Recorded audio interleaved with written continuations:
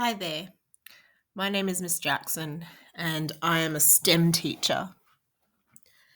Today I am going to be starting with how to install Spike for the Spike Essential and Spike Prime app.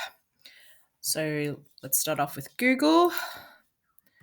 Go to Spike Essential app.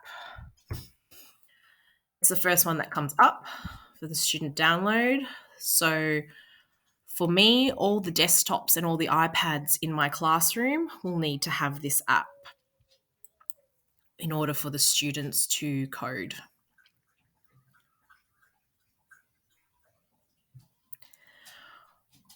Once you get to the website, you can choose an option.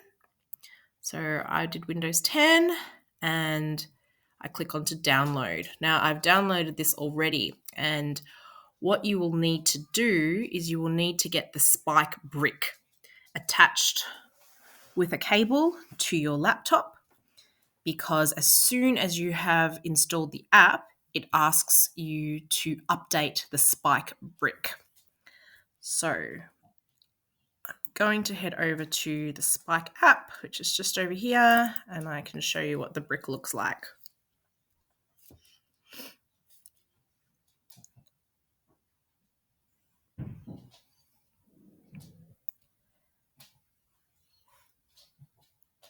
So today I'm going to start with the Spike Essential.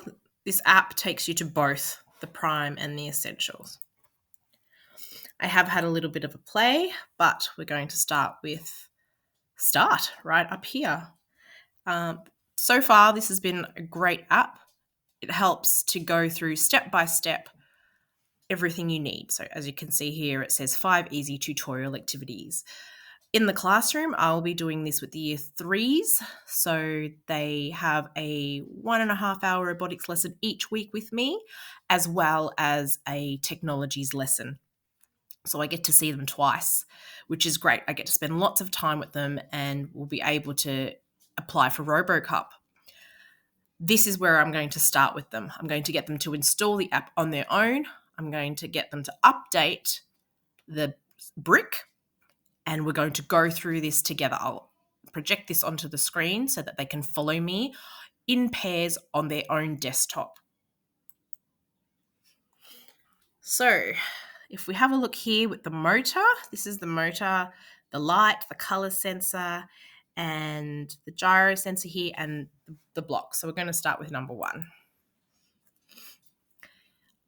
On the left here, this is the brick, the Spike Essentials brick. If you can see here, they've got port A and port B.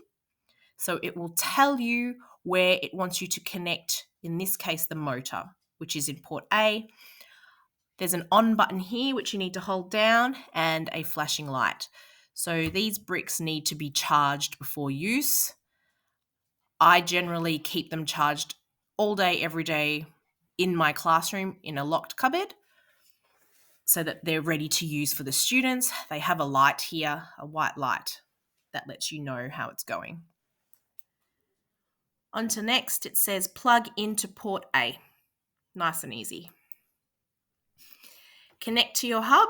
So if you click onto here, what I'm going to do is I'm going to connect right now. I'm just going to put the cable into my computer and I've attached the motor. So it says create the program to start the motor. So one of the great things is it's got this little hand here that gives you the exact directions. On the left here, it says whether it's connected or not, and it's got an A. That basically means that the motor is attached. The B is the light. So if I unplug the B cable, you can see that suddenly disappears. So I've pulled the light sensor out of my brick. When I plug it back in, it'll pop back up again. And there it is here. At the top here, if I click on these 3, I can rename my project. So I can just put test motor to start with, and I can save it. I can also save my project. So at our school, we use OneDrive. All the children can save this onto their OneDrive. Obviously, prior to using the Spike Essentials, I have gone through OneDrive with all the students. I've set up all their folders so that they know where to save their work. You need to do the coding first. So once I have, that's my play button, and down here is the motor. I've attached the motor. So this is great. These images are really easy for the kids to read. So if you've got any students who struggle with reading, this is a great way to go. Then I click play and my motor is spinning. So I know it's working.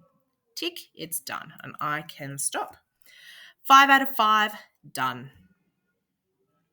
And that's it for today.